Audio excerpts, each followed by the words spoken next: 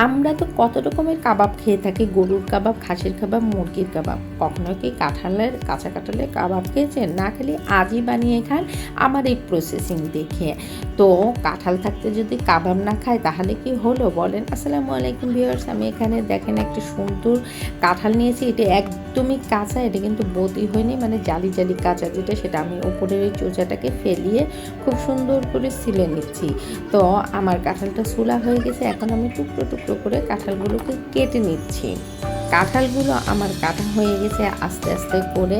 আমি এখন কাঁঠালগুলোকে খুব সুন্দর করে ধুয়ে পরিষ্কার পরিচ্ছন্ন করে একটা প্রেশার কুকারে দিয়ে দেবো। প্রেশার কুকারের ভিতরে আমি একটু লবণ আর একটু হলুদ নিয়ে প্রেশার কুকারের মুখটাকে বন্ধ করে দিচ্ছি। এভাবে করে আমি কাঁঠালটাকে সিদ্ধ করে নেব। কাঁঠালটা সিদ্ধ হয়ে গেলে আমি একটা বাটি, মানে পানিটা ঝরিয়ে একটা বাটির ভিতরে নিয়ে নিচ্ছি। অলরেডি দেখেন কাঁঠালটা কতটা সুন্দর নরম হয়ে গিয়েছে। এখন আমি বাটির ভিতরে কাঁঠালটাকে নিয়ে নিলাম। এর ভিতরে আস্তে আস্তে করে পেঁয়াজ কুচি, মরিচ কুচি, শুকনো মরিচের গুঁড়ি, ধনিয়ার গুঁড়ি, ভাজা জিরের গুঁড়ি, চাট মশলা, ম্যাগি মশলা, আর নিয়ে নিয়েছি বেসন, লবণ এবং হালকা পরিমাণে হলুদ, আর নিয়ে নিলাম একটুখানি লেবু। লেবু দিলে খুব সুন্দর একটা স্বাদ আছে, এই জন্য আপনারা চাইলে দিতে পারেন, না চাইলেও দিতে পারেন, তাতে কোনো সমস্যা নেই। বেসনটা নিয়েছি বাইন্ডিংয়ের জন্য। আর আমার অলরেডি দেখেন কাবাবের খুব সুন্দর মাখা হয়ে গেছে। আমি হাতে একটু তেল নিয়েছি, তেল নিয়ে আমি দেখেন চামচের সাহায্যে যতটুকু আমার প্রয়োজন ততটুকু কাবাবটাকে তুলে নিয়ে দুই হাত দিয়ে দেখুন অনেক সুন্দর করে একটা শেপ দিয়ে নিলাম।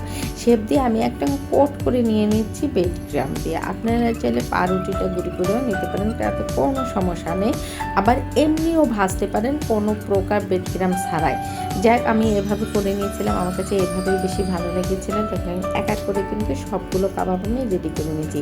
চুলায় আমি প্যানে তেল দিয়েছি, তবে তেলটা অনেক বেশি দেওয়ার কোনো প্রয়োজন নেই। মিডিয়াম তেলে আমি কাবাবটাকে খুব সুন্দর করে উল্টে পাল্টে একদম মচমচ করে ভেজে নিয়েছি। এভাবে করে আমি সবগুলো কাবাব ভেজে নিয়েছি। আমার ভিডিওটা যদি ইউটিউব থেকে দেখে থাকেন অবশ্যই সাবস্ক্রাইব করে পাশে থাকবেন। ফেসবুক থেকে দেখে থাকলে বেশি বেশি করে শেয়ার করে দেবেন, ফলো দিয়ে পাশে থাকবেন। তা আজকের কাবাবের রেসিপিটা কেমন লাগলো অবশ্যই কমেন্ট বক্সে কমেন্টস করে জানিয়ে দেবেন।